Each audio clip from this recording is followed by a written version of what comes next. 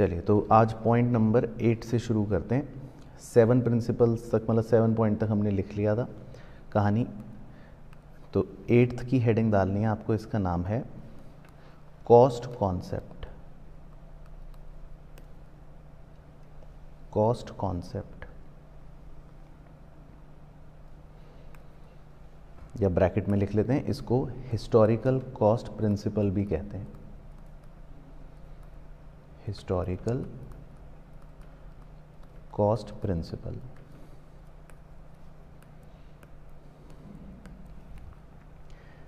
तो cost concept क्या है, याद है कुछ? नहीं याद कॉस्ट कॉन्सेप्ट या कॉस्ट प्रिंसिपल या हिस्टोरिकल कॉस्ट प्रिंसिपल? तो ये बहुत ही छोटा सा प्रिंसिपल है, ये सिर्फ एक ही बात कहता है। तो लिखते हैं, फिर आप समझ जाओगे। तो इसमें कहता है कि according to this principle, according to this principle, comma, fixed assets, fixed assets are recorded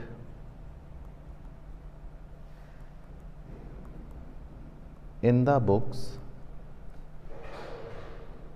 Fixed assets are recorded in the books at cost. At cost को highlight कर लेना। Fixed assets are recorded in the books at cost.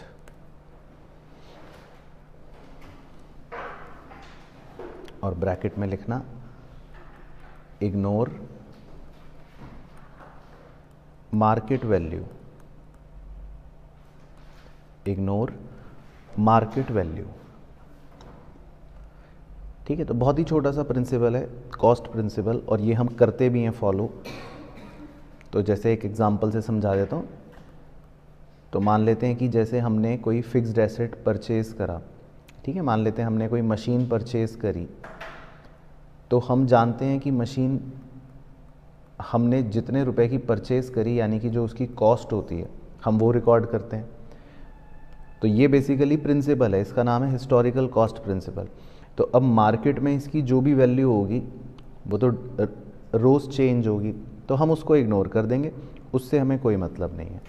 तो इस principal में simple सी बात ये है कि फिक्स्ड एसेट्स को हम अपनी कॉस्ट पर रिकॉर्ड करते हैं, और कोई भी मार्केट वैल्यू अगर है उसकी तो उसको हम इग्नोर कर देते हैं। ठीक है, तो ये इस प्रिंसिपल का नाम पड़ गया हिस्टोरिकल कॉस्ट प्रिंसिपल, हाँ, या कॉस्ट प्रिंसिपल। तो क्लियर हो गया है? चलो, उसके बाद नंबर 9। 9th प्रिंसिपल का नाम है realisation concept. Realisation concept.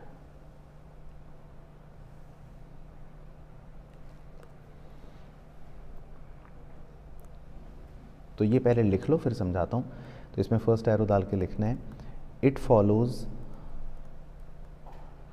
Cost concept only. It follows cost concept only. ये कॉस्ट कॉन्सेप्ट ही फॉलो करता है। सेकेंड एरो डाल के, change in value of asset, change in value of asset is recorded only when the business, only when the business realizes it, only when the business realizes it।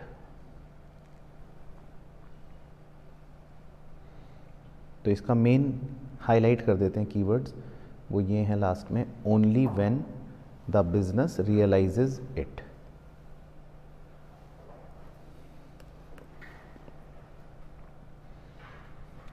चलो, तो ये मैं समझा देता हूँ। ये एक, हालांकि है तो कॉस्ट कॉन्सेप्ट का ही भाई, बड़ा भाई या छोटा भाई, बिल्कुल सेम ही चीज़ है, लेकिन इसका नाम है रियलाइजेशन कॉन्सेप्ट। तो आपने रियलाइजेशन वर्ड तो सुना होगा वैसे, रियलाइजेशन वर्ड, रियलाइजेशन का मतलब क्या होता है? बेचना।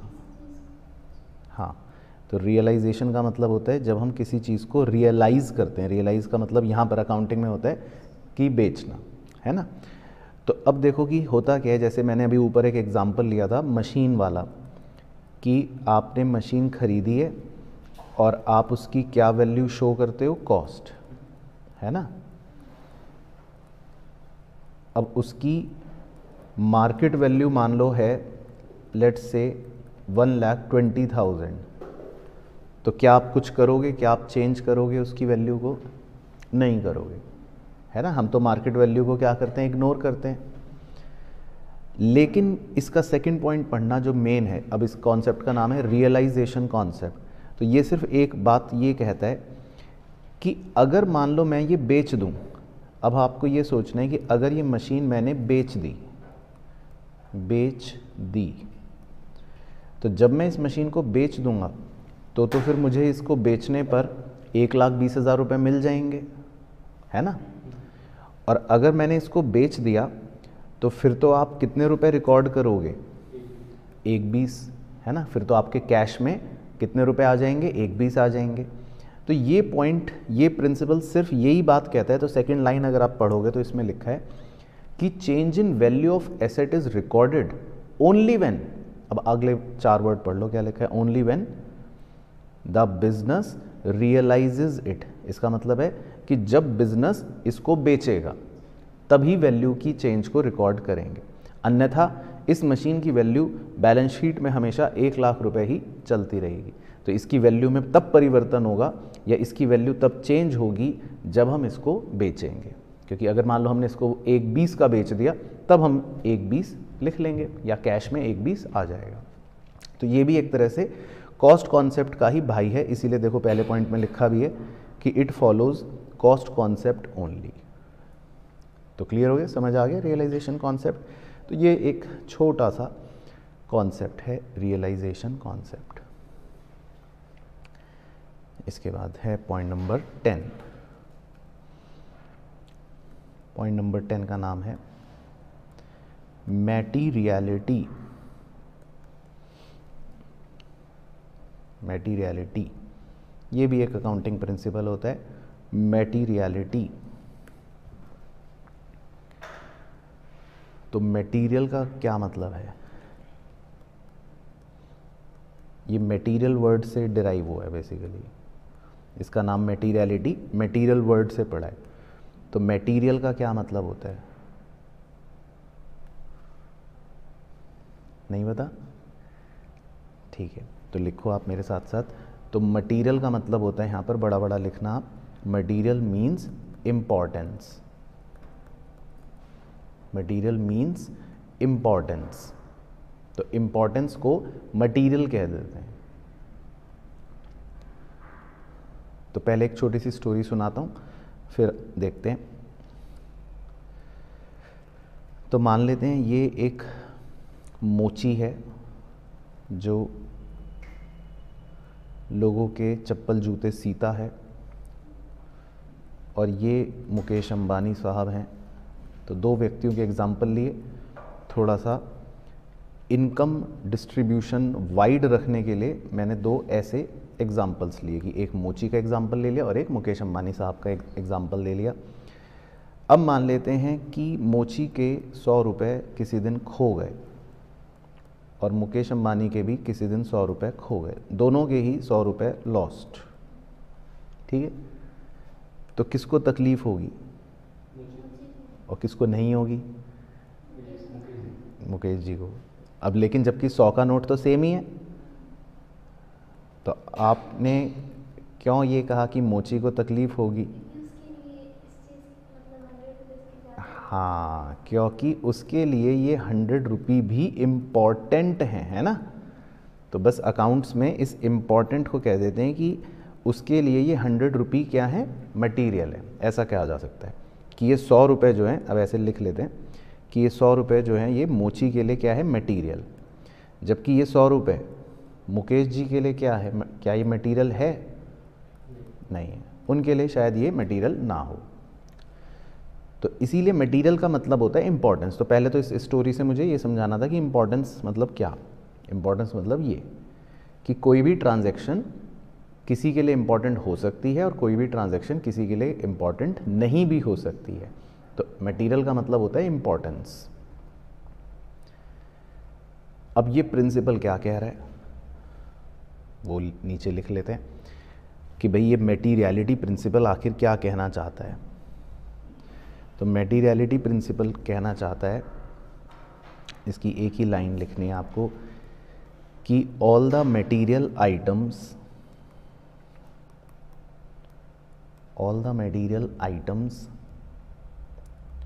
should be fully disclosed. All the material items should be fully disclosed. तो fully disclosed को आप ब्लॉक कर लेना। तो ये प्रिंसिपल मतलब वैसे कोई बड़ा प्रिंसिपल नहीं है, मतलब ये कोई ऐसा नहीं है कि बहुत बड़ी बड़ी बातें सिखा रहा हो आपको। ये प्रिंसिपल बस ये कह रहा है कि सभी मटेरियल आइटम्स को हमें फुल्ली डिस्क्लोज करना चाहिए। अब 100 रुपये जो मोची के चोरी हुए तो उसके लिए ये मटेरियल है, तो वो अपनी बुक्स में क्या करेगा, घर आके अपनी बुक्स में इस 100 रुपये के लॉस को रिकॉर्ड करेगा, उसके लिए नुकसान हो गया। लेकिन मुकेश जी के लिए ये 100 रुपये मटेरियल नहीं है, तो क्या वो अपनी बुक्स में 100 रुपये के लॉस को रिकॉर्ड करेंगे? नहीं करेंगे, मतलब ज़रूरत नहीं, उन्हें लगेगा कि ये तो चलो कोई बात नहीं। तो यही इस प्रिंसिपल का मतलब है मटेरियलिटी का। तो इसमें बस हमको मटेरियल वर्ड सिखाने के लिए प्रिंसिपल बनाया कि भाई जो भी मटेरियल आइटम होता है उसको रिकॉर्ड करना चाहिए। अब मटेरियल क्या है इसकी कोई परिभाषा नहीं है, मटेरियल का मतलब इम्पॉर्टेंट होता है। अब हो सकता है आपके लिए 2 रुपये इंपॉर्टेंट ना हो, लेकिन मेरे लिए इंपॉर्टेंट हो सकते हैं। तो इंपॉर्टेंस की कोई डेफिनेशन नहीं है। तो इस प्रिंसिपल में सिर्फ ये सिखाया है कि ये मटेरियल क्या होता है। तो मटेरियल मतलब इम्पॉर्टेंट, और हमें मटेरियल आइटम्स को फुल्ली डिस्क्लोज करना चाहिए। फुल्ली डिस्क्लोज मतलब रिकॉर्ड करना चाहिए। अब ये जो स्टेटमेंट आपने लिखी इसको ऐसे करली ब्रैकेट में कवर कर लेना। तो मटेरियल वर्ड सिखाने के लिए तो मटेरियलिटी प्रिंसिपल बन गया, है ना। और इसी लाइन पर कि all material items should be fully disclosed, कि भाई हमें उन्हें पूरी तरह से डिस्क्लोज करना है। तो फुल्ली डिस्क्लोज करने की बात को समझाने के लिए इसी लाइन से बन जाता है, इसका भी आप नाम लिख लो, इसको बोलते हैं फुल डिस्क्लोजर प्रिंसिपल। तो ये भी सेम ही स्टेटमेंट कहता है, बस इस प्रिंसिपल का नाम पड़ गया फुल डिस्क्लोजर प्रिंसिपल। यानी कि हमें हर मटेरियल आइटम्स को फुल्ली डिस्क्लोज करना है। अब इसका हमें ना एक एग्जाम्पल लिखना है, क्योंकि ये एग्जाम में कई बार पूछा भी है। फुल डिस्क्लोजर प्रिंसिपल का, फुल डिस्क्लोजर का मतलब होता है कि हमें सब कुछ बताना पड़ेगा यूज़र को, है ना। फुल डिस्क्लोजर प्रिंसिपल का मतलब है, ऐसे लिख देता हूँ हिंदी में अगर आपको अपने समझने के लिखना है, कि सब कुछ बताना है यूज़र को। तो इस बात को मतलब कह रहे हैं फुल डिस्क्लोजर, कि मतलब सब कुछ डिस्क्लोज करो। अब इसका एक एग्जाम्पल हमें लिखना है जो इंपॉर्टेंट है, एग्जाम में पूछा भी है कि क्या एग्जाम्पल है। तो आप इस एग्जाम्पल में लिखना कॉन्टिंजेंट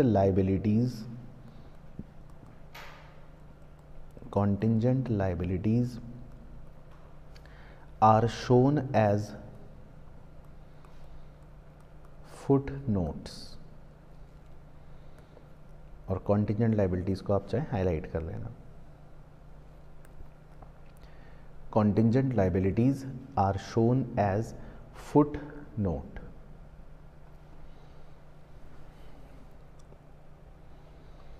अच्छा, तो contingent liabilities क्या होते हैं?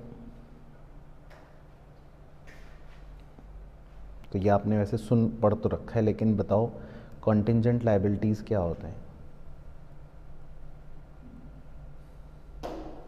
है कुछ आइडिया कॉन्टिंजेंट लाइबिलिटीज़ का? नहीं आइडिया? चलो, तो इसको भी वंस एंड फॉर ऑल समझ लो, सीख लो, आगे तक काम आएगा हमेशा। अब जैसे आपने क्रेडिटर्स तो सुन ही रखा है कौन होते हैं, जिनसे हम उधार पे सामान खरीदते हैं तो वो हमसे पैसे मांगते हैं ना, तो ये हमारी लायबिलिटी है। इसी तरह आपने सुन रखा होगा बिल्स पेबल, ये भी हमने बिल एक्सेप्ट कर रखे हैं तो ये भी हमारी लायबिलिटी होता है। या आपने सुन रखा होगा आउटस्टैंडिंग एक्सपेंस, यानी कि हमने अभी तक कोई एक्सपेंस पे नहीं करा, तो ये भी क्या होता है, हमारी लायबिलिटीज़ होते हैं। तो आपने लायबिलिटीज़ वर्ड तो सुन ही रखा है और आपको पता है कि लायबिलिटीज़ क्या हैं। लायबिलिटीज़ का मतलब है कि आप 80 to 90 या 100% श्योर हो कि आपको पैसा देना पड़ेगा, यू हैव टू पे, है ना, तो इसीलिए इनको लायबिलिटी बोलते हैं। लेकिन कॉन्टिंजेंट लायबिलिटी का मतलब ये होता है कि कभी कभी कुछ ऐसी भी चीज़ें होती हैं जिसमें आप पूरी तरह या 80% श्योर नहीं हो कि देना पड़ेगा, आप 50-50 हो, आपको लगता है कि देना भी पड़ सकता है या नहीं भी देना पड़ सकता, मतलब कि कुछ चांसेस जो हैं वो 50-50% हैं टू पे।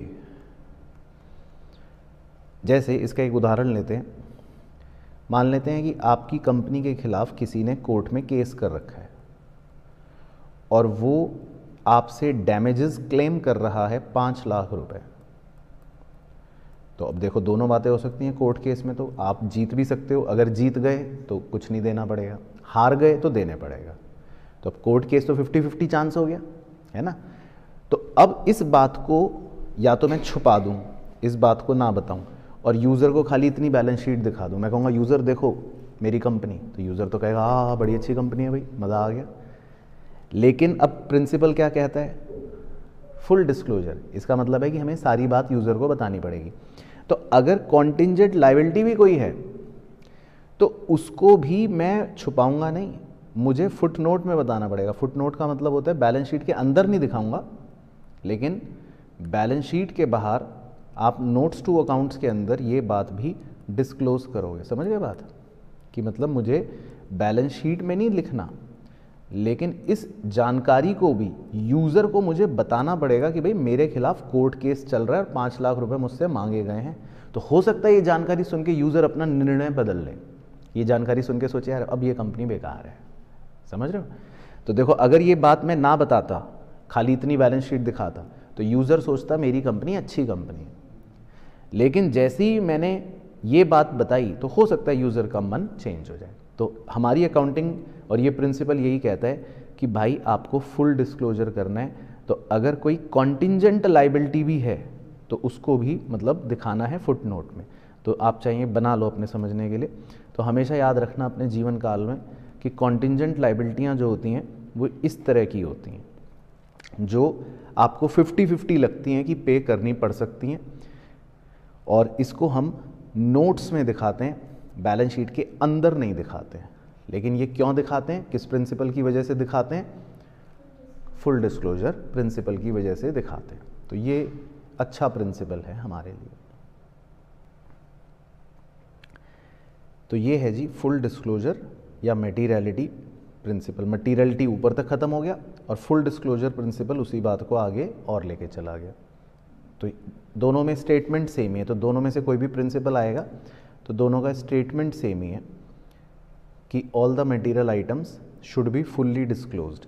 मटेरियलिटी बस मटेरियल समझाने के लिए है और फुल्ली डिस्क्लोज्ड का मतलब होता है फुल डिस्क्लोजर प्रिंसिपल, इस बात को समझाने के लिए कि पूरा डिस्क्लोज करना है। ठीक है, चलो उसके बाद 11th का नाम है रेवेन्यू रिकॉग्निशन। Revenue recognition. अब रिकॉग्निशन वर्ड आपको तब सिखाया था, वेरी गुड, मैंने कहा था हमेशा याद रखना है, रिकॉर्ड करना। हाँ, तो इस प्रिंसिपल का नाम है रेवेन्यू रिकॉग्निशन, है ना। रिकॉग्निशन आपने सीख लिया था, रिकॉग्निशन मतलब था रिकॉर्ड करना। तो इसके ब्रैकेट में अपने समझने के लिए ऐसी फनी वे में लिखना है आपको कि ये जो प्रिंसिपल है ये एक्रूअल का छोटा भाई है। तो एक्रूअल आपने पढ़ा था, आपको याद है एक्रूअल?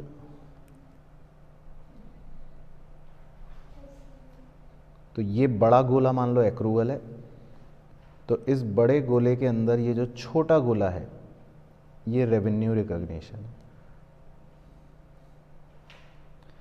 तो एक्रूवल मतलब जो बड़ा बड़ा भाई है जिसने बड़ी बात बोली, उसी की बात के एक छोटे से अंश को रेवेन्यू रिकॉग्निशन कहते हैं। अब एक्रूवल ने क्या बोला था बताओ?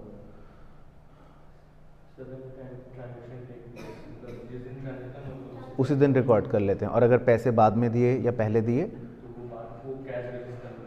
वो कैश बेसिस में आता है, तो उससे हमें इग्नोर करना है ना, यही था एक्रूवल। तो बिल्कुल यही बात रेवेन्यू रिकॉग्निशन भी कहता है, लेकिन जो बात एक्रूवल ने हर ट्रांजैक्शन के लिए कही कि all the transaction are recorded when they take place, बस वही बात रेवेन्यू रिकॉग्निशन ने सिर्फ रेवेन्यू के लिए कही। तो यानी कि मान लो मैंने कहा कि इस क्लास में सब बच्चों को एक एक थप्पड़ मारना है, तो ये यूनिफॉर्म बात हो गई। अब मान लो उसमें से मैंने एक स्पेसिफिक कह दिया कि भाई सूरज को एक थप्पड़ मारो, तो जब मैंने पहले ही क्लियर कर दिया कि सबको मारना है तो सब कवर हो गए, लेकिन अलग से भी उसमें एक को बता दिया नाम लेकर, तो वो एक छोटा भाग बन गया। तो जो बात एक्रूवल ने बोली कि सारी ट्रांजैक्शन रिकॉर्ड होनी चाहिए जब वो टेक प्लेस हो, तो रेवेन्यू रिकॉग्निशन ने उसमें से एक आइटम पिक कर लिया, रेवेन्यू, और उसने बोला कि रेवेन्यू को तब रिकॉर्ड करना चाहिए जब वो टेक प्लेस हो, तो इसका नाम बन गया रेवेन्यू रिकॉग्निशन। तो ये है एक्रूवल ही, लेकिन थोड़ा सा स्पेसिफिक हो गया। तो इसकी अंग्रेजी लिख लेते हैं फर्स्ट एरो डाल के कि ये कहता है revenue is recognised when transaction takes place.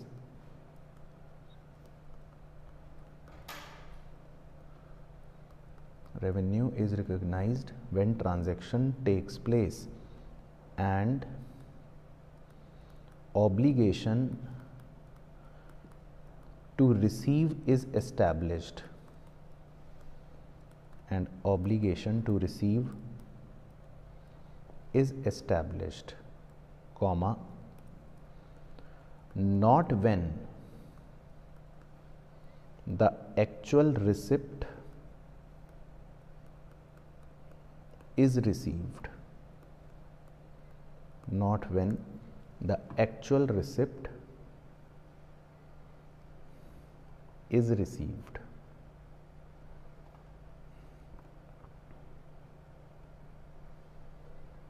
तो अंग्रेजी बिल्कुल वही सेम है जो आपको अगर एक्रूवल की याद हो, तो ये भी बिल्कुल सेम ही बात कह रहा है, बस ये थोड़ा सा रेवेन्यू वर्ड पर फोकस हो गया, तो इसीलिए इसका नाम रेवेन्यू रिकॉग्निशन पड़ गया।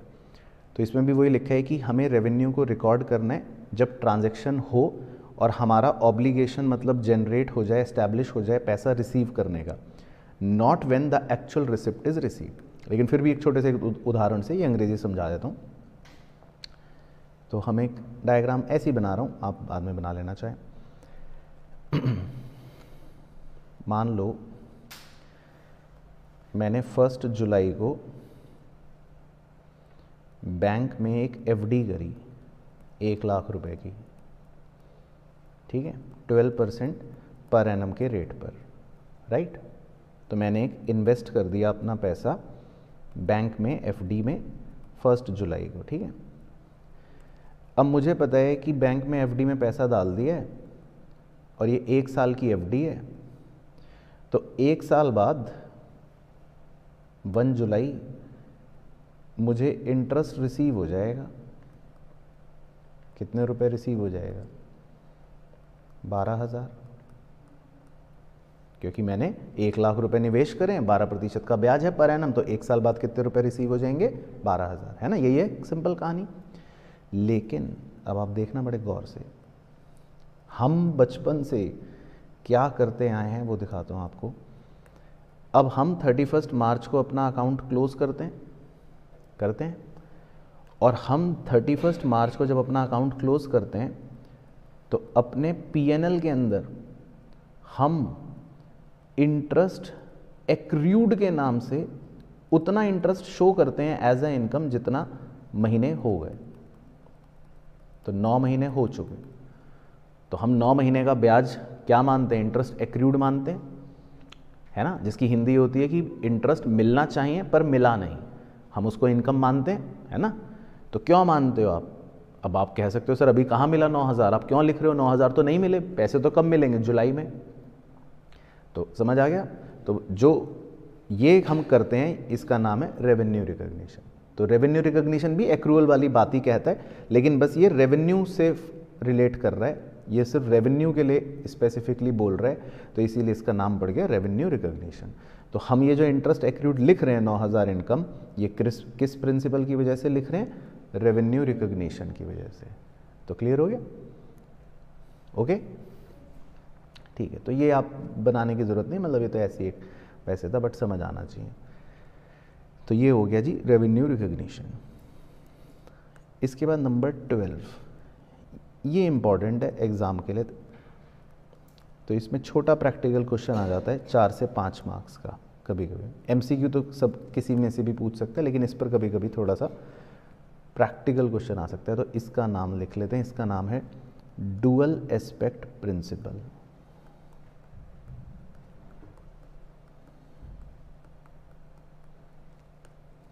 Dual aspect principal.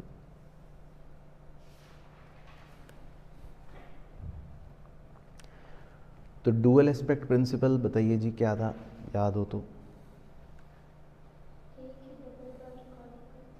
हाँ, एक ट्रांजैक्शन वाला डबल बार नहीं रिकॉर्ड करते, रिकॉर्ड तो एक ही बार करते हैं, लेकिन एक ट्रांजैक्शन के 2 एस्पेक्ट्स को रिकॉर्ड करते हैं। तो यही लिख लेते हैं। तो आप ऐसे लिख लो कि एवरी ट्रांजैक्शन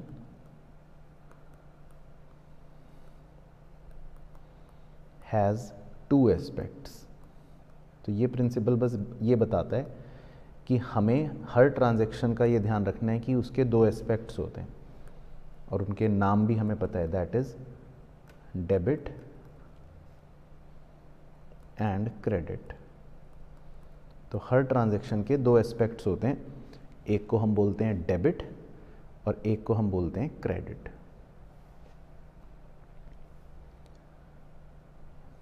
तो ये एस्पेक्ट्स आपको दिखा भी दूंगा अभी, एक हम इक्वेशन लिखेंगे उसमें दिखाता हूँ। तो हमने ये इक्वेशन बचपन में पढ़ी थी, शायद आपको याद हो, आप दोबारा से लिख लो। Assets is equals to capital plus liabilities, है ना। और अगर आप बैलेंस शीट को अपने मन में देखो तो ये बैलेंस शीट ही है एक तरह से, क्योंकि कैपिटल और लाइबिलिटी आप एक तरफ लिखते हो और एसेट्स को दूसरी तरफ लिखते हो, तो दोनों बराबर होते हैं।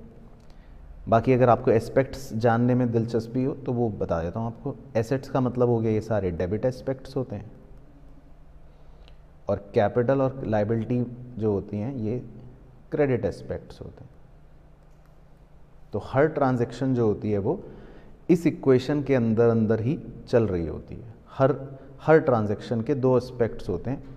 तो वो 2 एस्पेक्ट्स जो होते हैं, एक डेबिट होता है एक क्रेडिट होता है, और वो इस प्रकार से बिहेव करता है कि ये इक्वालिटी हमेशा मैच करती है। तो कभी भी ऐसा नहीं होता कि किसी ट्रांजैक्शन की वजह से ये इक्वालिटी मैच ना हो रही हो, ऐसा कभी नहीं होगा। ठीक है, पहले इतनी बात ओके हो गई।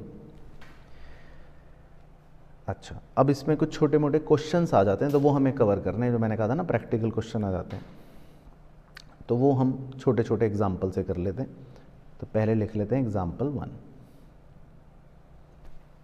ठीक है, तो छोटे छोटे एग्जाम्पल्स करेंगे। जो नहीं आएगा आपको तो मैं सिखा दूंगा, लेकिन पहले लिखना है।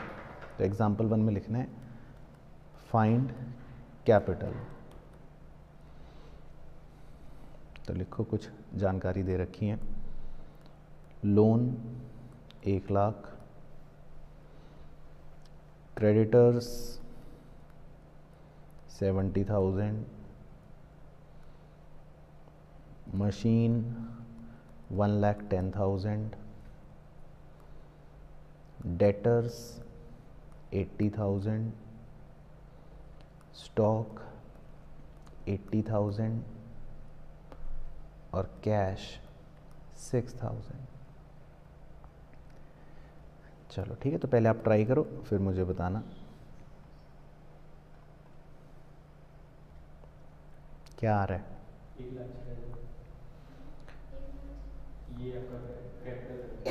कैपिटल का आंसर, ठीक है।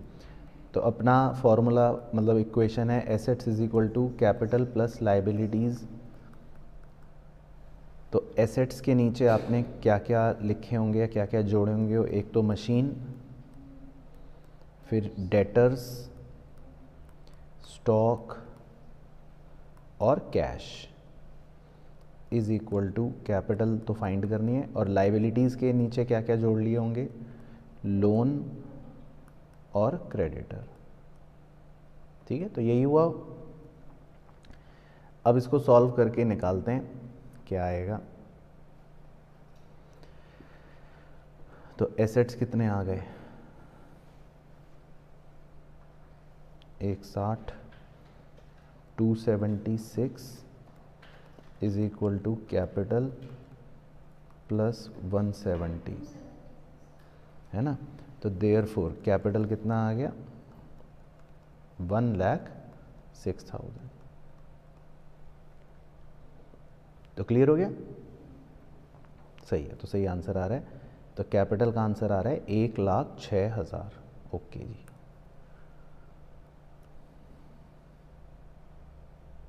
ठीक है, तो ये इक्वेशन का यूज़ करके हम कैपिटल निकाल लेंगे। चलो एग्जाम्पल 2, इसमें लिखना है capital on 1 April 20,000, capital on 31 March 26,000, find profit. ये 1 नंबर का क्वेश्चन है। तो capital on 1 April 20,000, capital on 31 मार्च 26,000। तो आपको निकालना है प्रॉफिट। तो बताइए जी, 6,000। तो ये आपको कैसे पता चला, बिल्कुल सही। तो ये तो 1 लाइन आंसर लिख लेते हैं। तो यहाँ से हमको सीधा पता चल रहा है कि प्रॉफिट है, क्लोजिंग कैपिटल 26,000 है, ओपनिंग कैपिटल 20,000 है। तो इसका मतलब प्रोप्राइटर ने 6,000 रुपये प्रॉफिट कमाया होगा। चलो ठीक है जी। इसके बाद example 3, capital on 1 April 15,000, drawings during the year 8,000, additional capital is equal to 7,000, और capital on 31 March is equal to 25,000, find profit. तो ये वो बच्चे निकाल सकते हैं जिन्होंने सिंगल एंट्री पढ़ लिया था, अकाउंट फ्रॉम इनकम्प्लीट रिकॉर्ड्स। क्या फॉर्मूला लगाया, closing capital plus drawing minus additional capital minus opening capital. ठीक है जी, तो बिल्कुल सही है जी। तो ये हमने एक चैप्टर में पढ़ रखा है, या आपने पढ़ रखा है, नहीं पढ़ रखा तो आप लिख लो। फॉर्मूला होता है closing capital plus drawings minus additional capital और माइनस ओपनिंग कैपिटल। तो इससे भी हम प्रॉफिट पता लगा सकते हैं। तो क्लोजिंग कैपिटल आपको दे रखा है 25,000, ड्राइंग्स आपको दे रखी है 8,000, एडिशनल कैपिटल दे रखा है 7,000 और ओपनिंग कैपिटल दे रखी है 15,000। तो क्या आंसर आ गया, 11,000।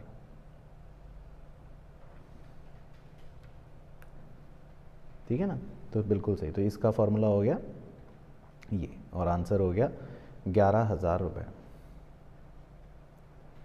तो क्लियर है, इसमें कोई दिक्कत डाउट तो नहीं। तो फॉर्मूला लिख लेना, इन केस अगर आपको नहीं पता था तो मैं ब्लॉक कर देता हूँ। Opening capital closing capital plus drawings minus additional capital minus opening capital. चलो इसके बाद example 4,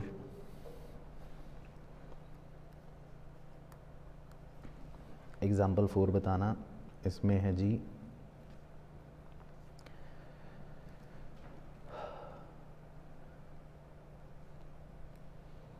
find total assets if capital is equal to 40,000,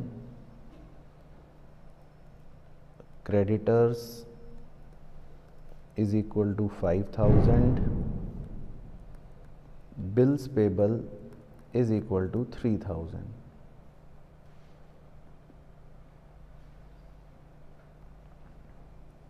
निकालो वन नंबर। तो क्या फॉर्मूला? सर लायबिलिटीज हमारे क्रेडिटर और उपयोग है, हाँ और कैपिटल हमारा दिया हो तो लायबिलिटीज प्लस कैपिटल। ठीक है, तो आसान तो नहीं लग रहा? ठीक है, तो assets is equal to capital plus liabilities. तो कैपिटल हैं 40 और लाइबिलिटीज़ हैं 8, तो 48।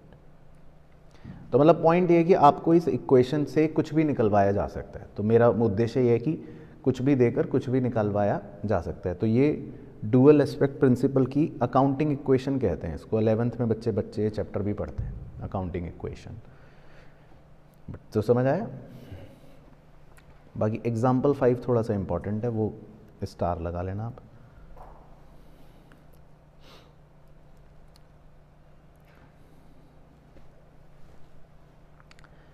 तो इसमें आप लिखना एग्जाम्पल 5 में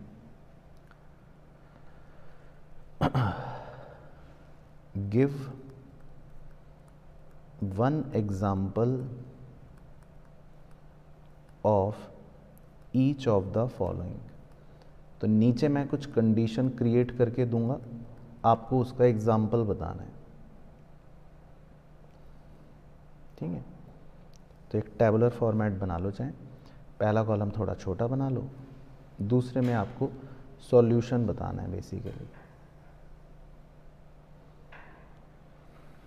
तो पहले कॉलम में तो मैं आपको दूंगा, ये गिवन है एक तरह से, ठीक है, और जो सॉल्यूशन है वो दूसरे कॉलम में, मतलब पहले आप बताओगे, आप नहीं बता पाओगे तो मैं बताऊंगा। ठीक है, तो एक डेमो करके दिखा देता हूँ, फिर आपसे पूछूंगा। ठीक है, तो एक डेमो कर देता हूँ। चलो, तो जैसे मैं एक एग्जांपल गिवन, मतलब आपको एक केस में देता हूँ। तो आपको कोई ऐसी ट्रांजैक्शन बतानी है जिससे एसेट बढ़ जाएं एंड एसेट कम हो जाए, मतलब एसेट के अंदर ही कुछ बढ़ जाए और एसेट के अंदर ही कुछ घट जाए, ऐसी कोई ट्रांजैक्शन बतानी है जिससे ऐसा हो। प्रोविजन को क्रिएट करना, तो उससे क्या होगा? सर डेटर हमारा कम हो जाएगा और लायबिलिटी। हाँ, तो लाइबिलिटी आ गई ना। मतलब एसेट ही कम होना चाहिए और एसेट ही बढ़ना चाहिए, ऐसी कोई ट्रांजैक्शन बतानी है आपको, ये है मुद्दा।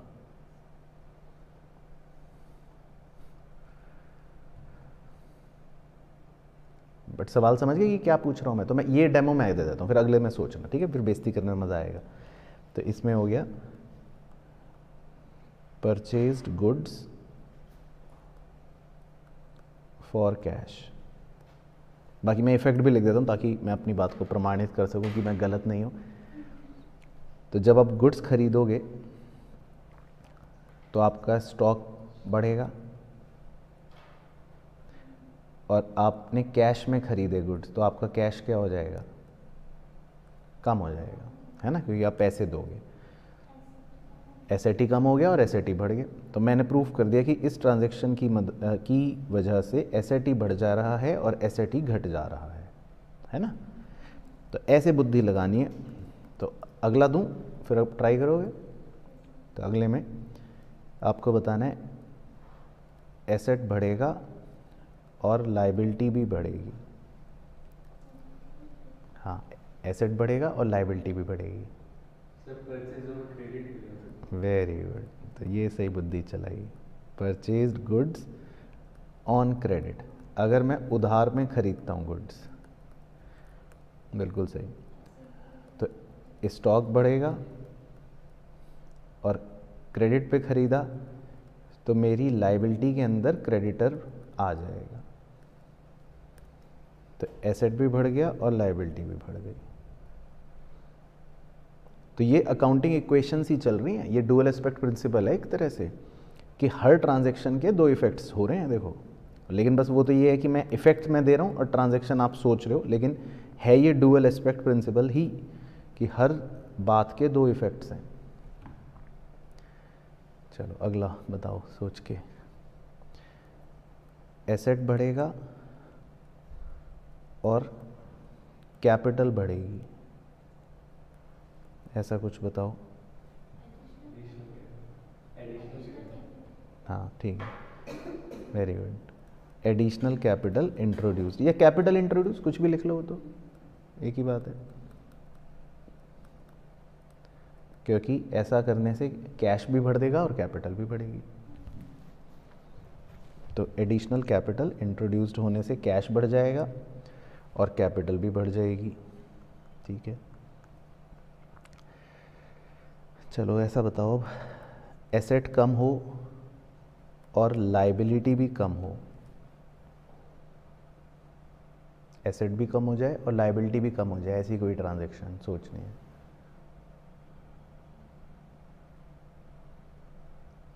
सोचो, टिक टिक 2।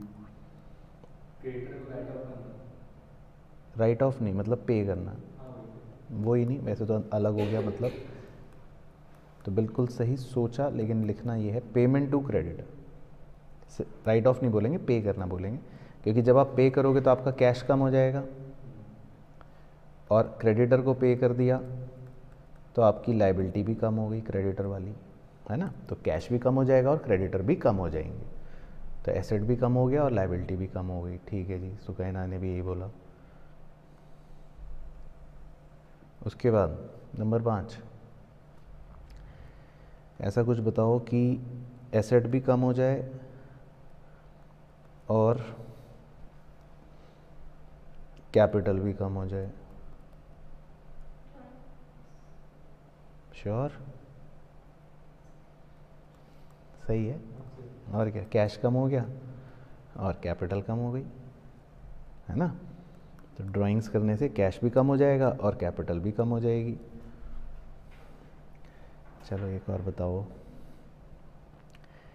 इंक्रीज हो जाए लायबिलिटी एंड डिक्रीज भी हो जाए लायबिलिटी,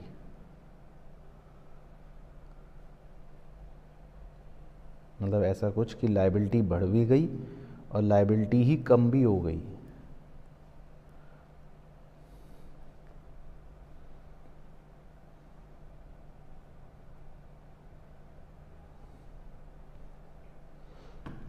लगाओ दिमाग, लायबिलिटी बढ़ भी जाए और लायबिलिटी कम भी हो जाए।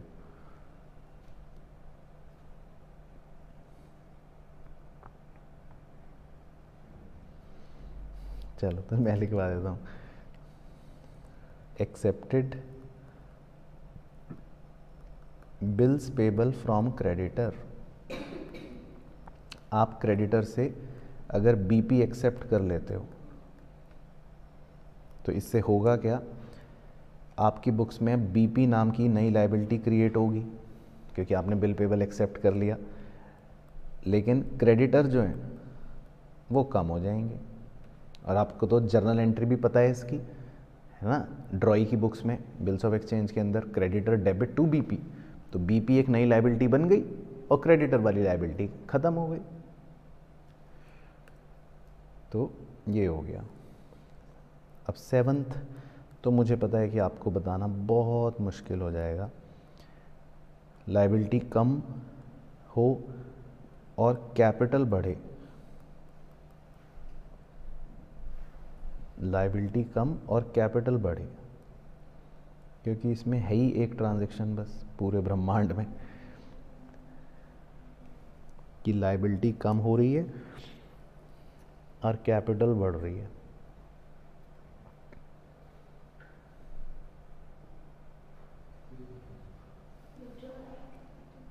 से तो कैश कम होगा ना।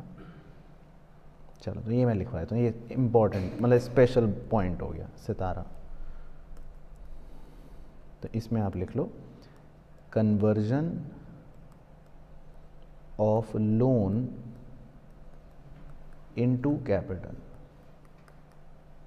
कभी कभी लोन जो होता है उसको मालिक कहता है कि वैसे तो ये मैंने लोन दिया था फर्म को, लेट से पार्टनर या प्रोपराइटर कुछ भी है, वो कहता है मैंने वैसे लोन दिया है फर्म को, लेकिन फिर वो कहता है कुछ दिनों बाद कि चलो एक काम करो, इस लोन को लोन मत समझो, अब इसको कैपिटल में कन्वर्ट कर दो।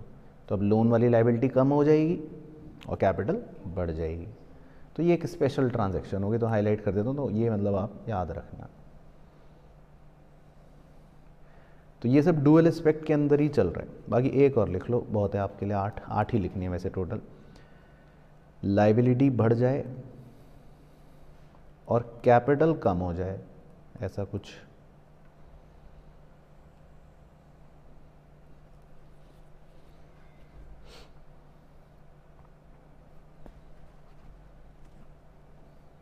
अब इसमें ये मत कहना ऊपर वाले का सर उल्टा कर दो कि conversion of capital into loan, क्योंकि वो नहीं होता, मतलब वो कोई चीज़ एग्जिस्ट नहीं करती। लोन को तो कैपिटल बना सकते हैं, लेकिन अब कैपिटल बन गए वो थोड़ी ना कह देंगे कि इसको लोन मान लो, ऐसे क्यों मान लें, कैपिटल है तो उल्टा नहीं होएगा। तो इसका मैं एक लिखवा देता हूँ, इसका एक ट्रांजैक्शन आप लिख सकते हो। इसकी बेसिकली एडजस्टमेंट रिकॉर्डिंग्स जो होती हैं वो इसका प्रभाव देती हैं। उसमें जैसे है एक एडजस्टमेंट आउटस्टैंडिंग एक्सपेंस, है ना। तो अगर आपने फाइनल अकाउंट्स चैप्टर पढ़ा है या पढ़ोगे आगे, तो उसमें आप बस ये याद रखना या ये सोचने की कोशिश करना, आउटस्टैंडिंग एक्सपेंस का वो क्या होता है, ट्रीटमेंट याद करो। 2 जगह रिकॉर्ड करते हैं ना इस एडजस्टमेंट को, आउटस्टैंडिंग एक्सपेंस को। एक तो लायबिलिटी में, क्योंकि लायबिलिटी है, ये बढ़ा देता है लायबिलिटी को, और दूसरा इसको P&L में डेबिट करते हो, मतलब इसको आप एक्सपेंस मानते हो। तो एक्सपेंस क्या करेगा, कैपिटल को कमी तो करेगा ना एक तरह से। एक्सपेंस लिखने का मतलब है प्रॉफिट कम हो गया, और प्रॉफिट कम हो गया मतलब कैपिटल कम हो गई।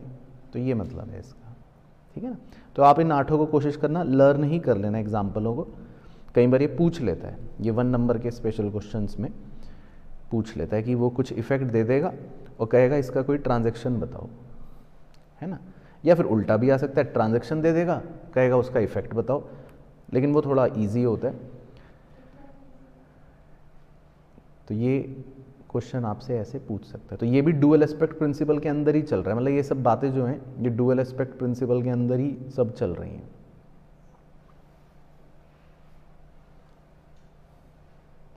तो क्लियर हो गया। चलो, तो ये हो गया जी आपका डुअल एस्पेक्ट प्रिंसिपल, भयंकर बड़ा वाला।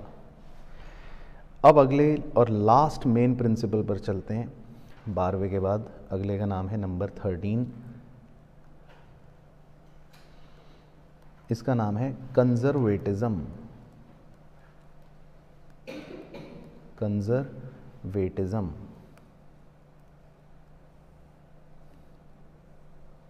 कंजर्वेटिज्म। तो डालो हेडिंग, फिर बताता हूँ क्या लिखना है।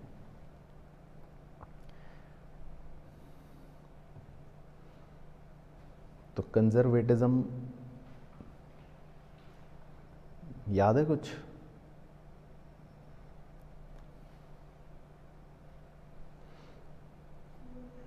भूल गए? चलो तो लिखो पहला सेंटेंस, उससे ये तो मेन सेंटेंस लिखेंगे जो ये कहता है conservatism do not anticipate profits but consider all prospective losses. Do not anticipate profits but consider all prospective losses. बस, तो स्टेटमेंट तो खाली यही है, लेकिन अब इसका मतलब क्या है? सर फ्यूचर में होने वाले लॉसेस को पहले हमने रिकॉर्ड करते हैं और फ्यूचर में होने वाले फायदे को नहीं रिकॉर्ड करते। बिल्कुल सही। तो मतलब सिंपल भाषा में यही है कि डू नॉट एंटीसिपेट प्रॉफिट्स, इतनी अंग्रेजी का मतलब है कि फ्यूचर में लग रहा है, ये सब आपके सपने हैं, लग रहा है प्रॉफिट होगा, है ना। तो अगर आपको लग रहा है कि फ्यूचर में प्रॉफिट होगा, तो ये प्रिंसिपल कहता है कि फिर आप उसको रिकॉर्ड मत करो। है ना, अभी तो सिर्फ आपको लग रहा है, अभी तो सपना आ रहा है। अभी मैं आपको एक फ़नी एग्जांपल से भी समझाऊंगा ये बात। तो इसको तो रिकॉर्ड नहीं करना है, लेकिन आगे का जो स्टेटमेंट है जो कह रहा है कि but consider all prospective losses, इसका मतलब है कि अगर आपको लग रहा है कि फ्यूचर में लग रहा है लॉस होगा, तो उसको रिकॉर्ड करना है, उसको नहीं छोड़ना, उसको अपनी बुक्स में अवश्य रिकॉर्ड करना है। लेकिन ये भी ध्यान रखना, ये भी आपको लग रहा है बस, ठीक है। तो ये दोनों बातें लगने पर हैं। अगर फ्यूचर में लग रहा है प्रॉफिट होगा तो इग्नोर करना है, लेकिन अगर आपको फ्यूचर में लग रहा है कि लॉस होगा तो फिर रिकॉर्ड करना है। तो जैसे एक छोटे से फनी एग्जांपल से समझ लेते हैं, बहुत ही, ये मत आप चाहे लिखना। तो जैसे मान लो आपको रात को सपना आया सोते सोते, अब एक हो सकता है आपको अच्छा सपना आया। अच्छा सपना ये आया कि आपने सपना देखा कि मेरी ऑल इंडिया में रैंक 1 आ गई। तो मान लो ये सपना आया, तो अब ऐसा तो नहीं कि आप अगले दिन उठ के घर में मिठाई बांटना शुरू कर दोगे, नहीं करोगे ना। आप क्या करोगे? कुछ नहीं करोगे, टेक्निकली कुछ भी नहीं करोगे। अगले दिन उठोगे बैक टू नॉर्मल। तो जब हमें कुछ लगता है ना भविष्य में अच्छा होने वाला है, तो हमें कुछ नहीं करना चाहिए, क्योंकि हम उसकी खुशी आज तो मना नहीं सकते। लेकिन अगर मान लो आपको बुरा सपना आया, आपको सपने में आपने देखा कि मैं सारे सब्जेक्ट में मेरे 0 मार्क्स आए, अब इस बुरे सपने को आप इग्नोर नहीं कर पाओगे, या नहीं करना चाहिए। अगर नहीं करोगे, है ना, तो अगर आपको ऐसा बुरा भयानक सपना आएगा तो फिर आप क्या करोगे? अगले दिन से डबल मेहनत करोगे, फिर आप इसको कंसिडर करोगे कि भाई ऐसा अगर हो गया तो देखो कितना बुरा लगा। तो जब कुछ बुरा होने वाला होता है ना, जब हमें लगता है कि कुछ गलत हो सकता है, बुरा हो सकता है, तो हम उसकी तैयारी करते हैं। तो यही बात कंजर्वेटिव, इसको कंजर्वेटिव रहना भी कहते हैं। ये इंसान के अंदर का गुण भी होना चाहिए, मतलब ये आपका लाइफ लेसन भी है। तो कभी भी आपको मतलब अच्छे सपने देख के पगलाना नहीं है ना। हाँ, तो आपको हमेशा कुछ बुरा होने वाला हो उसकी तैयारी करनी चाहिए। तो यही बात इसमें लिखी है कि फ्यूचर में अगर लग रहा है प्रॉफिट होंगे तो इग्नोर करना है, रिकॉर्ड नहीं करना। लेकिन अगर फ्यूचर में लग रहा है लॉस होगा तो रिकॉर्ड करना है। अच्छा, अब इसके 2 एग्जाम्पल ज़रूर लिख लो पहले, क्योंकि वो हमें याद होने चाहिए दोनों, ठीक है। तो 2 एग्जाम्पल्स लिखवाऊंगा जो इस बात को साबित करते हैं कि हम कंजर्वेटिज्म हैं। तो बताओ, पहला तो आपने बहुत सुन रखा है, जैसे प्रोविजन फॉर डाउटफुल डेट्स। अब ये हम क्यों बना रहे हैं? अगर आप गहराई से इस टर्म का लॉजिक समझो, इस टर्म के मीनिंग को जानो, देखो, प्रोविजन फॉर डाउटफुल डेट्स क्या होता है ये आखिरकार?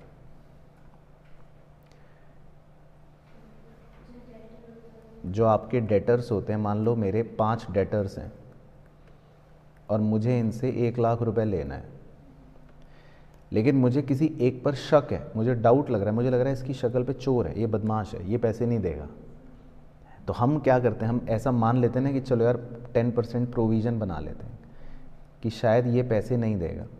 तो प्रोविज़न का तो मतलब ही है कि हम भविष्य के किसी डर का अभी से इलाज कर रहे हैं बस। प्रोविज़न का तो मतलब ही ये होता है कि आप किसी भविष्य में होने वाले नुकसान की तैयारी कर रहे हो। अब ये ज़रूरी तो नहीं है कि वो पैसे ना दे, क्या पता दे दे, लेकिन प्रोविजन वर्ड का मतलब ही क्या है कि आप भविष्य के नुकसान की अभी से बस रिकॉर्डिंग कर रहे हो, है ना।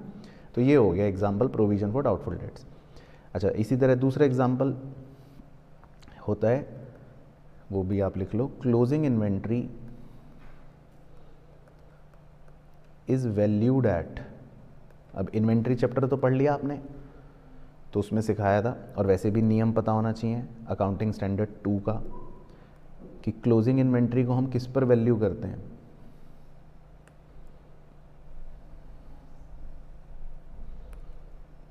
कॉस्ट और NRV, नेट रियलाइजेबल वैल्यू, हाँ, विच एवर इज लोअर।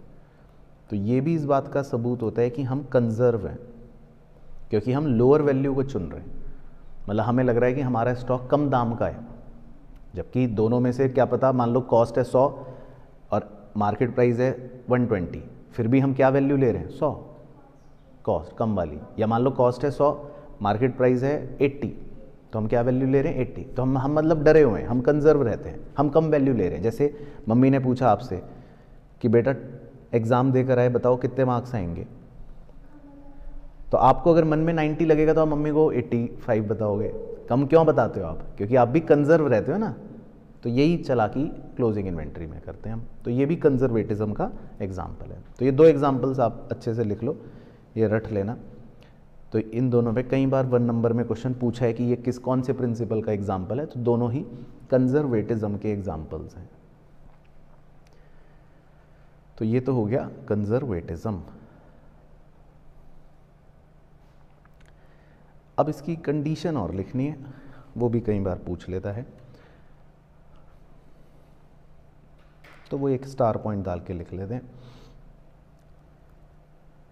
कि for conservatism concept there should be 3 qualitative characteristics. There should be 3 qualitative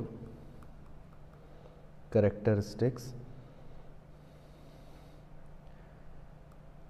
of financial statements. There should be 3 qualitative characteristics of financial statements, comma, as below. हालांकि इसके बाद हमें जो last topic पढ़ना है उसमें हम क्वालिटेटिव कैरेक्टरिस्टिक्स पढ़ेंगे, और वो तो बहुत सारे होते हैं फाइनेंशियल स्टेटमेंट्स के, लेकिन कंजर्वेटिज्म कॉन्सेप्ट के लिए 3 क्वालिटी होनी चाहिए। तो 3 को हाईलाइट कर रहा हूँ क्योंकि कंजर्वेटिज्म कॉन्सेप्ट के लिए 3 क्वालिटी का होना अनिवार्य है। वैसे तो फाइनेंशियल स्टेटमेंट्स की बहुत सी क्वालिटीज़ होनी चाहिए, लेकिन इस कॉन्सेप्ट के लिए 3 क्वालिटीज़ का होना बहुत ज़रूरी है। तो लिखते हैं, 2-2 लाइन का गैप छोड़ लेना। पहले क्वालिटी का नाम लिख लो। पहली क्वालिटी है प्रूडेंस, दूसरी क्वालिटी है न्यूट्रैलिटी,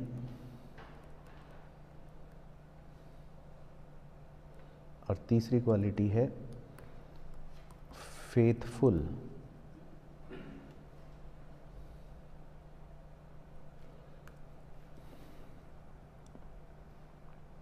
ठीक है, 2-2 लाइन का गैप छोड़ लेना। प्रूडेंस, न्यूट्रैलिटी, NEUTRALITY, और फेथफुल के आगे तो अभी सेंटेंस आ जाएगा तो समझ जाओगे।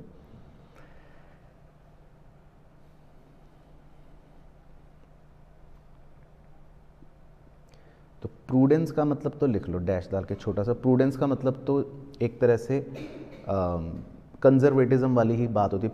प्रूडेंट किसको कहते हैं? प्रूडेंट मतलब किसे कहते हैं? जैसे ये क्वालिटी होती है किसी इंसान के अंदर कि ये व्यक्ति प्रूडेंट है, या आपका जजमेंट प्रूडेंट है। तो प्रूडेंट किसको कहते हैं? प्रूडेंट क्वालिटी का मतलब होता है थोड़ा सा समझदार व्यक्ति को, और समझदारी का मतलब होता है कि आप भविष्य में होने वाले नुकसान जो है उनके लिए तैयारी करते हो। आप ऐसे व्यक्ति हो, लेकिन फ्यूचर में अगर आपको लगता है कोई फ़ायदा होने वाला है तो आप उसको इग्नोर करते हो। तो जैसे मान लो आपको लग रहा है कि मेरी रैंक 1 आएगी, तो इस बात को आप इग्नोर कर दोगे क्योंकि इससे कुछ होगा नहीं। लेकिन अगर आपको लगता है कि मैं फेल होने वाला हूँ तो फिर आप उसके लिए मेहनत करोगे। तो आप समझदार व्यक्ति हो, प्रूडेंट हो। तो प्रूडेंस का मतलब भी वही होता है। तो आप इसमें लिख लो छोटी सी लाइन कि प्रूडेंस का मतलब है दैट इज, ये डैश डाल के, कि judgement about the possible future losses, about the possible future losses which are to be guarded, GUARD, guard लिख के ED लगा देना, which are to be guarded। मतलब कि आपके पास ये बुद्धि है, आपके पास इतनी जजमेंट है कि भाई आप भविष्य में होने वाले नुकसान को गार्ड कर पा रहे हो, मतलब सुरक्षित कर पा रहे हो। सुरक्षित मतलब उसकी तैयारी कर पा रहे हो, उससे प्रोटेक्ट रह पा रहे हो। तो कंजर्वेटिज्म प्रिंसिपल के अंदर जो 3 क्वालिटीज़ होनी चाहिए फाइनेंशियल स्टेटमेंट में, वो पहली है प्रूडेंस। तो हमारा फाइनेंशियल स्टेटमेंट इस तरह से होना चाहिए कि उसमें प्रूडेंस झलके। दूसरा हो गया न्यूट्रैलिटी। न्यूट्रैलिटी का मतलब भाई न्यूट्रलिटी का मतलब यहाँ पर इसको बोलते हैं, लिख लो, अनबायस्ड आउटलुक। मतलब आपका नज़रिया अनबायस्ड होना चाहिए। तो फाइनेंशियल स्टेटमेंट्स ऐसे हों जो अनबायस्ड हों। ऐसा ना हो कि आपको मतलब आपको नुकसान होने के चांस ज़्यादा लग रहे हों या आप फ़ायदे की तरफ ज़्यादा झुक रहे हों, ऐसा नहीं होना चाहिए। तो आपके आउटलुक अनबायस्ड होने चाहिए। तो इसको न्यूट्रलिटी बोलते हैं, मतलब बायस्ड ना हो फाइनेंशियल स्टेटमेंट में कोई भी। और तीसरा तो नाम से ही समझ गए, फेथफुल। तो फाइनेंशियल स्टेटमेंट्स जो होने चाहिए वो फेथफुल, भरोसे लायक होने चाहिए। तो इसका तो सेंटेंस ही इसी से कंटिन्यू हो जाता है कि faithful representation of alternative values. तो ये अभी हम आगे भी पढ़ेंगे वैसे तो। Faithful representation of alternative values. तो बोलते हैं ये हैं ऑल्टरनेटिव वैल्यूज़। अब आपके मन में आएगा सर ऑल्टरनेटिव वैल्यूज़ ये क्या है, लेकिन वो एक स्टेटमेंट है, लेकिन इसका बेसिक मतलब यही है कि जो हम ट्रांजैक्शंस और इवेंट्स जो भी रिकॉर्ड कर रहे हैं, जो भी वैल्यूज़ डाल रहे हैं, वो भरोसेमंद होनी चाहिए। तो इसको बोलते इस तरह से faithful representation of alternative values. तो 3 क्वालिटीज़ होनी चाहिए। तो समझ आ गया कंजर्वेटिज्म। तो ये बेसिकली होता है हमारा कंजर्वेटिज्म प्रिंसिपल। तो ओके हो गई पूरी कहानी। तो ये तो थे सारे वो प्रिंसिपल्स जो हमें कवर करने थे। ये प्रूडेंस तो अपने में ही एक प्रिंसिपल है। नहीं, प्रूडेंस को क्लास 11 कुछ लोग कंजर्वेटिज्म बोल देते थे। हाँ हाँ, मतलब प्रूडेंस को अलग से नहीं होता, कभी कभी प्रूडेंस का कॉन्सेप्ट कंजर्वेटिज्म ही मान लिया जाता है, सेम ही चीज़ होती है। तो वो क्लास 11th में बच्चों को ऐसे पढ़ाते थे, कंजर्वेटिज्म और प्रूडेंस, क्योंकि प्रूडेंस का मतलब भी वही समझदारी होगी। ठीक है, चलो तो ये तो प्रिंसिपल्स हो गए। अब बस एक लास्ट टॉपिक करना है, तो वो कोई प्रिंसिपल नहीं है, वो अपने आप में एक मतलब वैसा टॉपिक है। तो आप चाहे लाइन लगा दो या नेक्स्ट पेज से स्टार्ट कर लो। इसमें हमें लिखना है फाइनेंशियल स्टेटमेंट्स। इस टॉपिक का नाम है फाइनेंशियल स्टेटमेंट्स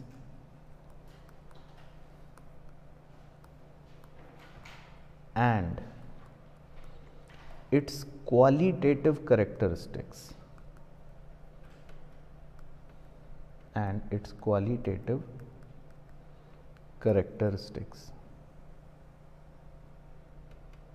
ठीक है, तो ये थोड़ा सा इंपॉर्टेंट है, ये डायरेक्ट थ्योरी में आता है क्वेश्चन इस टॉपिक में से। Financial statements and it's qualitative characteristics. तो फाइनेंशियल स्टेटमेंट्स तो खैर आपको पता ही है वर्ड क्या होता है फाइनेंशियल स्टेटमेंट्स का, है ना। तो फाइनेंशियल स्टेटमेंट्स इतना वर्ड तो हमें पता ही है कि भाई फाइनेंशियल स्टेटमेंट्स का मतलब क्या है, एक तरह से पीएनएल और बैलेंस शीट। बाकी नोट्स टू अकाउंट्स भी होता है वैसे तो खैर, और कैश फ्लो स्टेटमेंट भी होता है, लेकिन ठीक है सिंपल भाषा में पीएनएल और बैलेंस शीट, है ना। या तीसरा भी लिख ही लो, कैश फ्लो स्टेटमेंट। तो फाइनेंशियल स्टेटमेंट्स हम इन्हें बोलते हैं। लेकिन आगे का पार्ट बड़ा इंपॉर्टेंट है कि भाई इनमें क्या क्वालिटी होनी चाहिए। जैसे हम किसी भी व्यक्ति के लिए कहते हैं ना क्वालिटेटिव कैरेक्टरिस्टिक, कि भाई किसी भी इंसान में क्या गुण होने चाहिए। तो हम कहते हैं ना कि भाई उसमें हार्ड वर्किंग हो, डिसिप्लिन्ड हो, डेडिकेशन हो, तो हम किसी व्यक्ति की क्वालिटी बताते हैं। तो ऐसे ही ये टॉपिक ये बताता है कि भाई फाइनेंशियल स्टेटमेंट्स के क्वालिटेटिव कैरेक्टरिस्टिक्स क्या हैं, कि भाई इसमें क्या क्वालिटीज़ होनी चाहिए। ये टॉपिक आपको ये सिखाएगा कि क्या क्वालिटीज़ होनी चाहिए, कि बैलेंस शीट कैसी होनी चाहिए, पीएनएल कैसा होना चाहिए, कैश फ्लो कैसा होना चाहिए, इनमें क्या क्वालिटी होनी चाहिए, ये पढ़ेंगे हम। ठीक है, समझ गए। तो इसमें बहुत सारी क्वालिटीज़ होनी चाहिए, लेकिन हमें पहले टॉप 4 क्वालिटीज़ लिखनी है। तो सबसे पहली नंबर 1 टॉप 4 में पहली क्वालिटी कौन सी है, देखते हैं जी। पहली है अंडरस्टैंडेबिलिटी।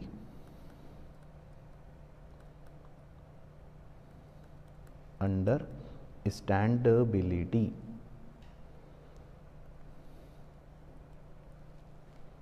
अंडरस्टैंड लिख के एबिलिटी। फिर 2 लाइन छोड़ के या 1 लाइन छोड़ के, इसमें लिखना कुछ भी नहीं है। दूसरा है रेलिवेंस,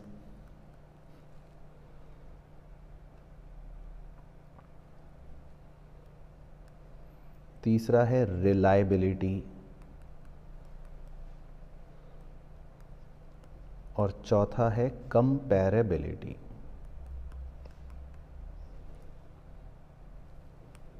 तो इन 4 क्वालिटीज़ को हम टॉप 4 क्वालिटीज़ कहते हैं। बाकी ये है क्या वो देख लेते हैं, एक एक बात लिखनी है बस। तो अंडरस्टैंडेबिलिटी का मतलब कि पीएनएल या बैलेंस शीट कैसी होनी चाहिए, अंडरस्टैंडेबल होनी चाहिए। तो सिंपल मतलब तो इसको बस इसमें यही लिखना है कि मतलब कि फाइनेंशियल स्टेटमेंट, शॉर्ट में लिख देता हूँ कि financial statement should B understandable easily.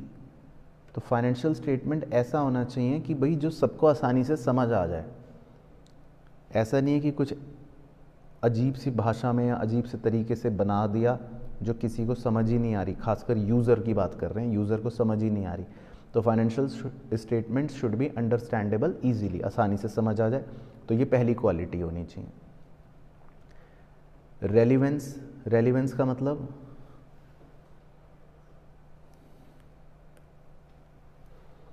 Relevance किसे बोलते हैं वैसे, रेलिवेंस या रेलिवेंट किसे बोलते हैं?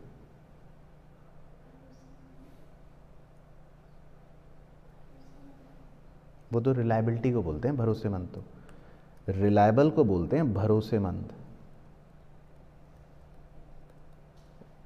रेलिवेंस का मतलब, तो मान लो मैंने आपसे पूछा कि आपका नाम क्या है, आपने आंसर दिया मान लो कि मेरा नाम सूरज प्रकाश यादव है, मैंने सुबह एप्पल खाया, आज मैं काले रंग की टी शर्ट पहन के आया हूँ। ठीक है, तो समझ गए। तो इसका मतलब जो आपसे पूछा गया उसमें आपने इररेलिवेंट बातें भी जोड़ दी।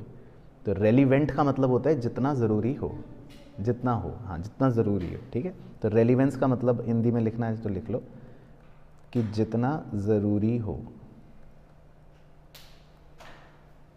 उसको बोलते हैं रेलिवेंस। और रिलायबिलिटी का मतलब होता है भरोसेमंद। तो बस इसकी इंग्लिश बना लेना एक एक लाइन अपने हिसाब से।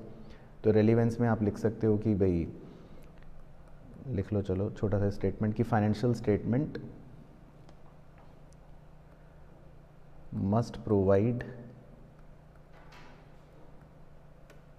Useful information to user,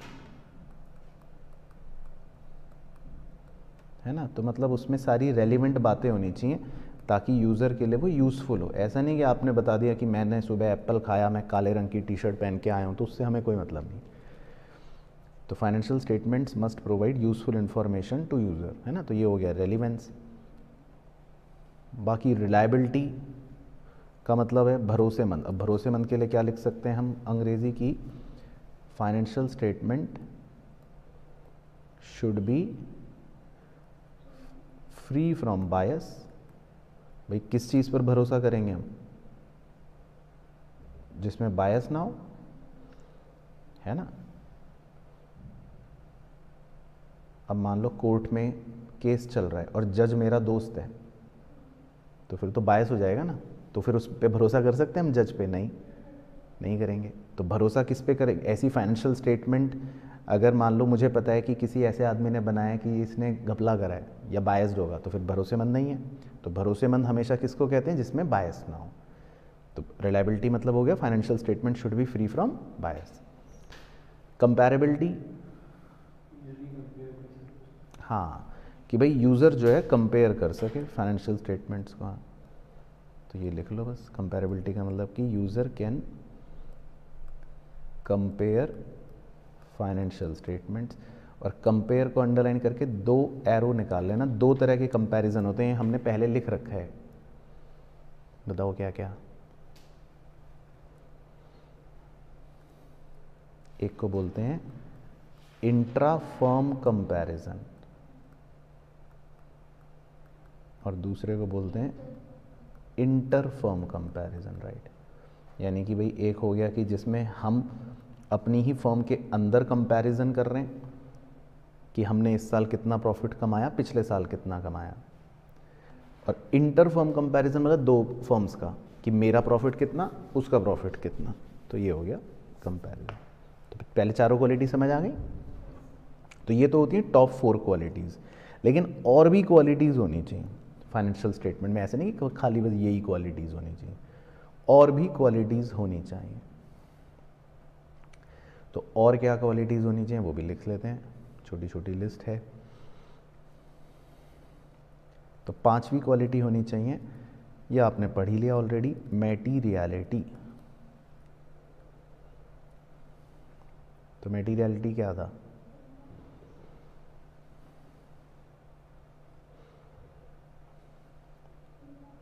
important है ना। तो इसमें एक स्टेटमेंट लिखनी है, वो आप लिख लो मेरे साथ। ये रट लेना, अंग्रेजी समझा दूंगा लेकिन। Information is material if it's miss statement could influence the economic decision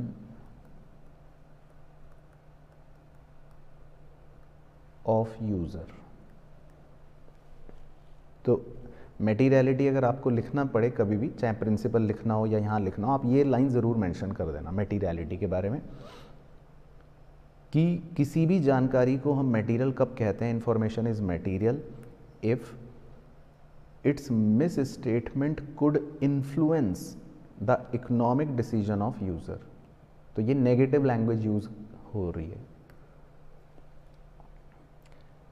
कि भाई हम किसी भी जानकारी को मटेरियल कब कहेंगे। जैसे मान लो मैं कुछ भी एक जानकारी लिख लेता हूँ, मान लो मेरी कंपनी के खिलाफ कोर्ट केस चल रहा है और किसी ने मुझसे 1 रुपये डैमेज मांगे। अब आप ये बताओ कि ये जानकारी अगर मैं बताऊं या ना बताऊं तो क्या आप पर कोई प्रभाव पड़ेगा? मान लो मैं ये छुपा देता, ये बात मैं अपनी कंपनी के बारे में ये ना बताऊं, तो आप पर कोई फर्क पड़ेगा? अब एज कंपेयर टू कि मैंने बता दी, क्या आपका नज़रिया मेरी कंपनी के खिलाफ कुछ हुआ? नहीं हुआ, कुछ नहीं हुआ। तो फिर ये इसका मतलब मटेरियल नहीं है। अगर मैं बोलता कि मेरे खिलाफ किसी ने कोर्ट केस करा है 1 करोड़ रुपए का, और ये बात मैं ना बताता, तो ना बताने में और बताने में क्या आपका नज़रिया कुछ बदला, इन्फ्लुएंस हुआ? अगर बदला तो ये मटेरियल है।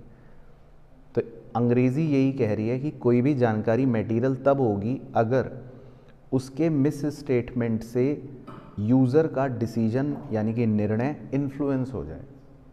तो जब मैंने 1 रुपये वाली कहानी सुनाई थी तो आपका डिसीजन इन्फ्लुएंस नहीं हो रहा था, तो चाहे मैं छुपा लेता वो बात तब भी आप सेम थे, बता दी तब भी आप सेम थे। लेकिन जैसे ही मैंने 1 करोड़ करा तब आपका डिसीजन इन्फ्लुएंस हो गया, क्योंकि सुनने के बाद आपको लगेगा कि बेकार है, नहीं तो अच्छा है। तो कोई भी चीज़ अगर आपके डिसीजन को इन्फ्लुएंस कर रही है, इसका मतलब फिर वो मटीरियल है। समझ गए ना कि मटीरियल कैसे पहचानना है? कि भाई कोई भी चीज़, कोई भी इंफॉर्मेशन अगर उसका मिस स्टेटमेंट मतलब छुपाना एक तरह से या गलत बताना, अगर वो यूज़र को इन्फ्लुएंस कर रहा है डिसीजन को, तो वो मटेरियल है। अगर नहीं कर रहा तो नहीं है मटेरियल। तो मटेरियलिटी भी होनी चाहिए क्वालिटी। 6ठी क्वालिटी आपने ऊपर लिखी ली, वो तो दोबारा से चेप लो, फेथफुल रिप्रेजेंटेशन। फेथफुल रिप्रेजेंटेशन, तो इसका मतलब वही है कि सारी ट्रांजैक्शंस और इवेंट्स जो लिखें हम, जो भी वैल्यूज़ रिकॉर्ड करें, वो सही चीज़ फेथफुल रिप्रेजेंटेशन होनी चाहिए। 7th क्वालिटी, ये बड़ी इंपॉर्टेंट है, स्टार लगा देते हैं इस पे। 1 नंबर का क्वेश्चन आया है कई बार। Substance over form.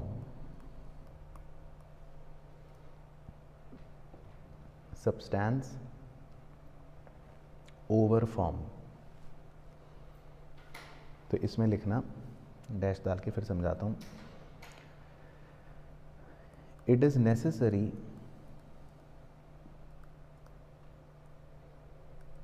That transactions are recorded या transactions are accounted for and presented in accordance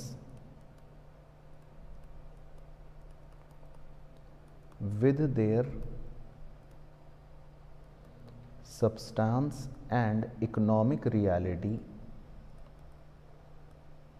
with their substance and economic reality, and not merely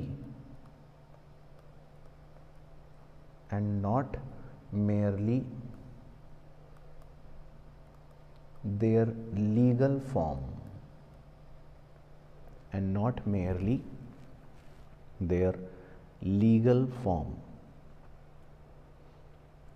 तो ये आप रट लेना, ये अंग्रेज़ी, लेकिन मैं आपको समझा देता हूँ कि ये क्या कह रही है तो टिपिकल अंग्रेज़ी बहुत ही खतरनाक सी, लेकिन इसको सरल भाषा में समझा मैं दूंगा, लेकिन आप रट लेना एग्ज़ाम के लिए कि it is necessary that transactions are accounted for and presented in accordance with their substance and economic reality को अंडरलाइन कर लेना, and not merely their legal form, legal form को भी अंडरलाइन कर लेना।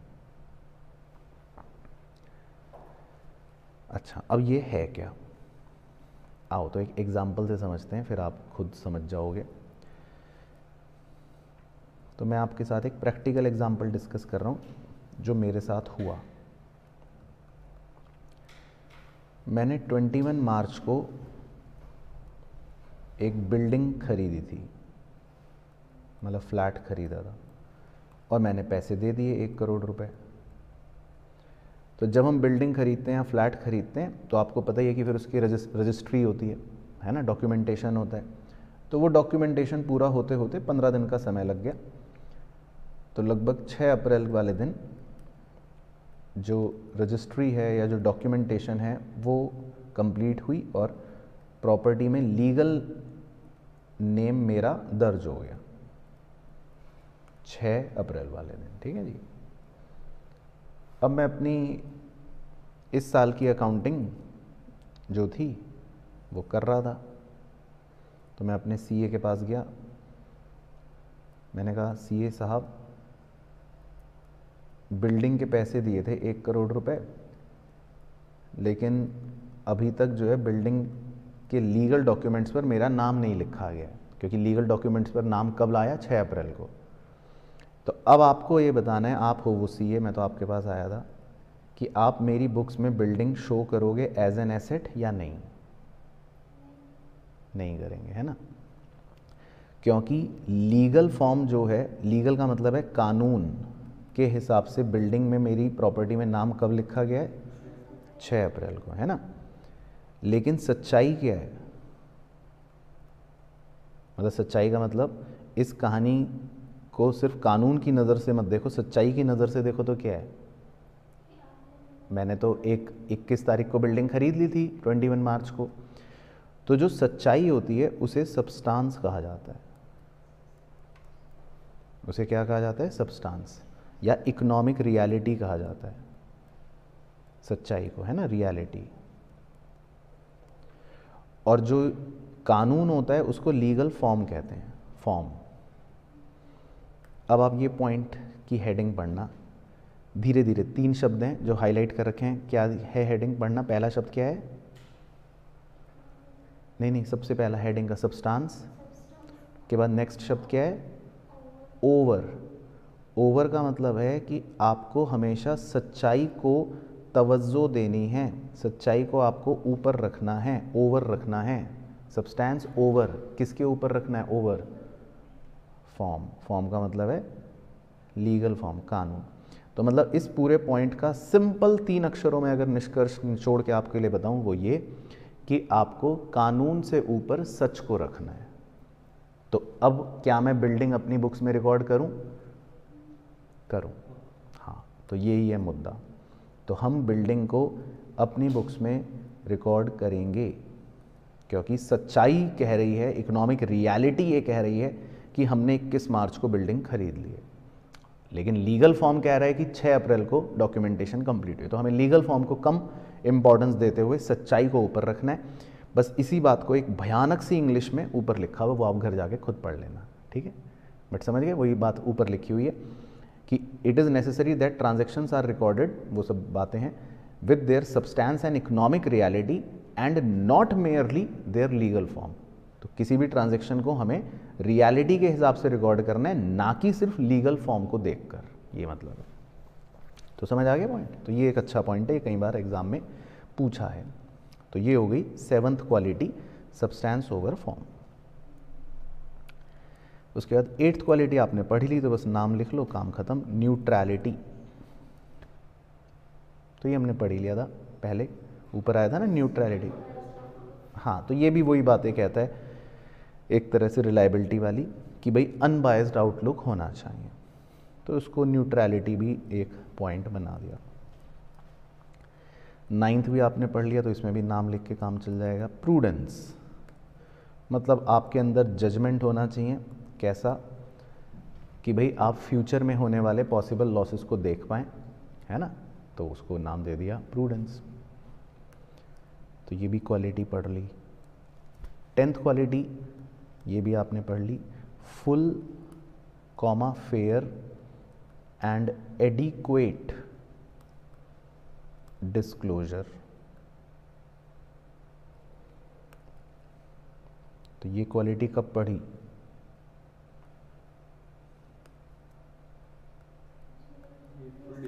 फुल डिस्क्लोजर वाला ही प्रिंसिपल में, है ना। तो ये एक तरह से फुल डिस्क्लोजर प्रिंसिपल ही है कि भाई हमें कुछ भी छोड़ना नहीं है, हमें हर चीज़ को पूरी तरह से कंप्लीट करना है, या मतलब डिस्क्लोज करना है। तो कॉन्टिंजेंट लायबिलिटी वाला जो एग्जांपल था वो। उसके बाद 11th क्वालिटी है कंप्लीटनेस। कंप्लीटनेस, कंप्लीटनेस का मतलब है, एक लाइन लिख लो, कि financial statements must be complete. भाई ऐसा ना हो कि खाली P&L बना के छोड़ दिया, नेट प्रॉफिट तो निकाल दिया, अब बैलेंस शीट आप कह रहे हो कि भाई वो तुम खुद देख लो, मुझे नहीं आती। तो ऐसा नहीं होना चाहिए। तो फाइनेंशियल स्टेटमेंट्स क्या होने चाहिए? कंप्लीट होने चाहिए। तो नोट्स भी होना चाहिए, कैश फ्लो स्टेटमेंट भी होना चाहिए, बैलेंस शीट भी होनी चाहिए, मतलब सब कुछ होना चाहिए। तो इस क्वालिटी को बोल दिया कंप्लीटनेस। तो टोटल मतलब 11 क्वालिटीज़ होती हैं फाइनेंशियल स्टेटमेंट्स में। तो हालांकि एग्ज़ाम में अगर आपको बोले तो आप कोई भी अपनी मन पसंदीदा 4-5 लिख देना, वो जनरली 4 या 5 ही पूछता है। बाकी हाँ, 1 नंबर में आपसे कोई भी एक पूछ लेगा, तो सबके बारे में आपको बस पता होना चाहिए कि कौन सी क्वालिटी क्या है। तो क्लियर हो गया अच्छे से, पूरा समझ आया ये वाला चैप्टर। तो इस पूरे यूनिट में बस यही था टोटल जो हमें करना था। ठीक है, चलो, डन डना डन।